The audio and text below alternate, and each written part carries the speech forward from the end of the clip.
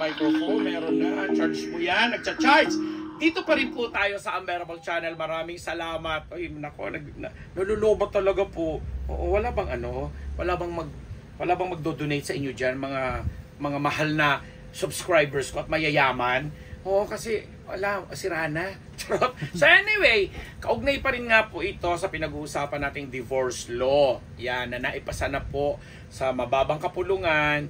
Actually, ang unang-unang kaibigan natin na kumontra dyan ay si Congressman Richard Gomez, na kamakailan nakita na, nag-meet kami sa volleyball, yung AVC conference na magkasama sila ni Senator Pia Cayetano, kasi kapoy nagko-cover din po kami ng mga sports events na nag-third place nga ang Philippines. So nagkatsikahan kami doon ni Goma ng kahit sandali lang, and medyo masad siya kasi isa siya sa mga matitinding tumutol sa Kongreso. But then again, mas marami ang majority na pumabor. So pinasa na ito sa mataas na kapulungan, which is the Senado, na nakakatawa nga at nag-viral pa nga yung post ni Ann Curtis, dahil parang si kumpare at kaibigan nating Jinggoy Estrada ay nagkaroon ng parang survey na personal na niya na survey na sino kaya sa mga kapwa niya senador, 24 sila doon, di ba? Sino kaya sa mga kapwa senador ang pabor o hindi pabor sa divorce law, parang ganon. So it turned out na i-post doon ni Jinggoy na hindi pabor sa divorce law si Chis Escudero, nandun ba si Bong Revilla?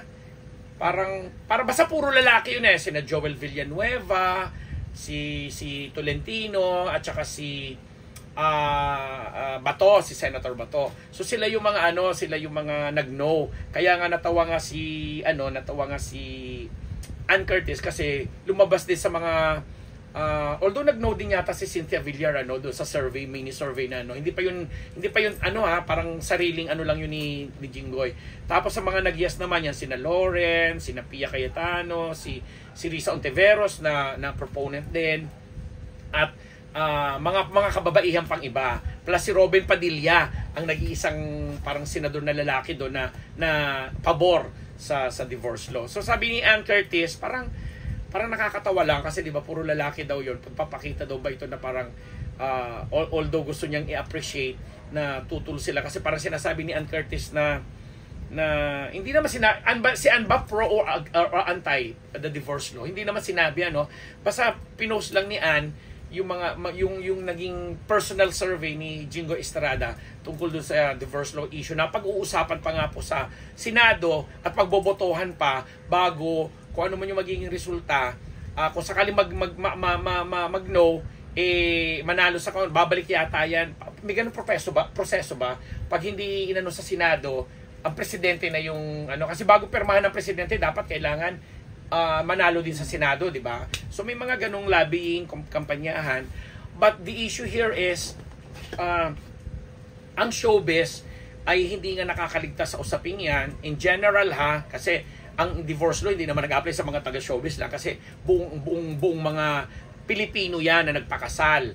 O di ba, yung kasal ng babae at lalaki na magkakaroon ng divorce na may mga ilang showbiz idols o kaya mga models din kasi tayo na naringgan ng pagsang-ayon nila, at very obvious naman yung reason kung bakit ang mga kagaya ni Carla Avellana, Maxine Magalona, at lalo na si Claudine Barreto ay pabor na maging batas na ang divorce law, bilang sila yung mga naging hindi naman biktima but casualties ng alam mo yon, nung pagpapakasal na nauuwi nga sa hiwalayan or sa hindi magandang pagkikipaghiwalay. Itong mga tatlong personalidad na binanggit ko ay alam naman sa apat na sulok ng showbiz kung ano nangyari sa kanilang mga buhay pagpapakasal may asawa, na kaya siguro sila pumapabor na magkaroon na ng divorce law sa Philippines. So yun lang yung issue doon. But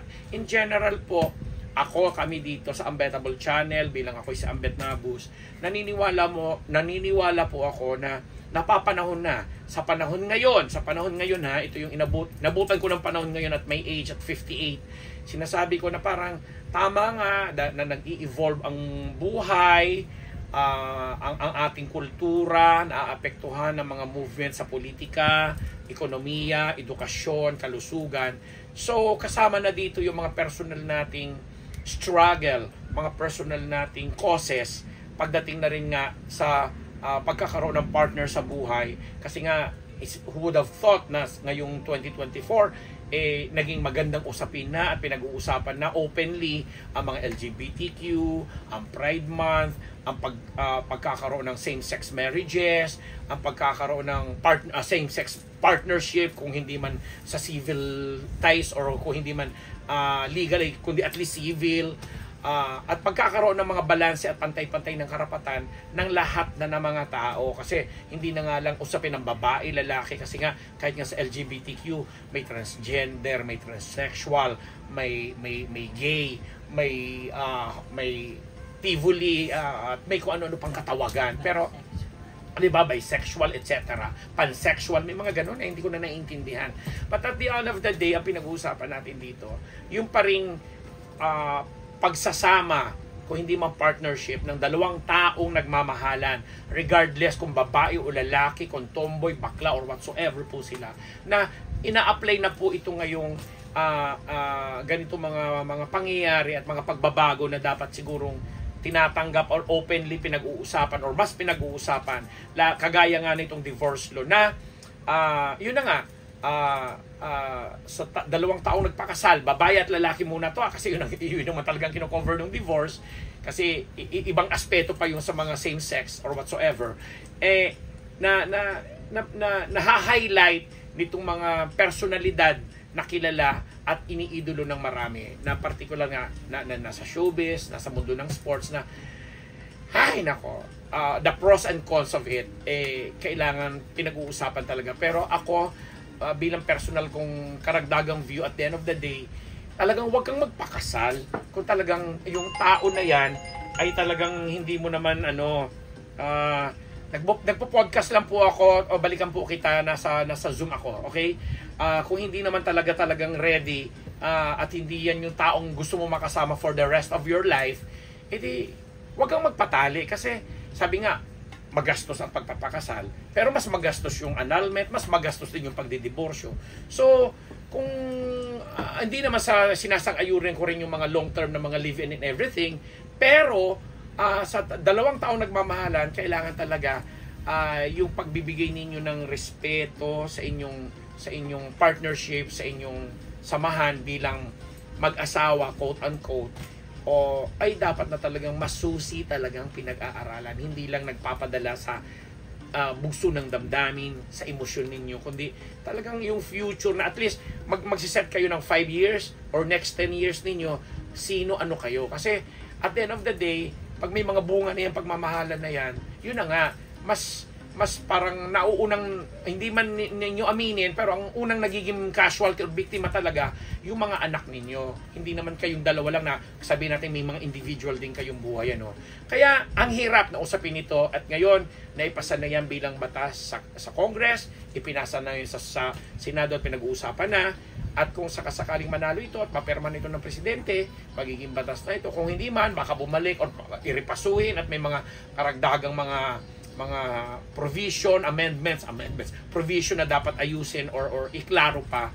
Yun ang abangan po natin. Kasi at the end of the day, dapat ang majority ang napagsisilbihan ng ganitong klase ng batas. Ako ang inyong lingkod, Papa Averable Betnabus. Finally, natapos ko po ang anim na episodes dito sa aming Unbearable Channel. Maraming salamat sa mga subscribers, sa mga loyal po natin mga sponsors.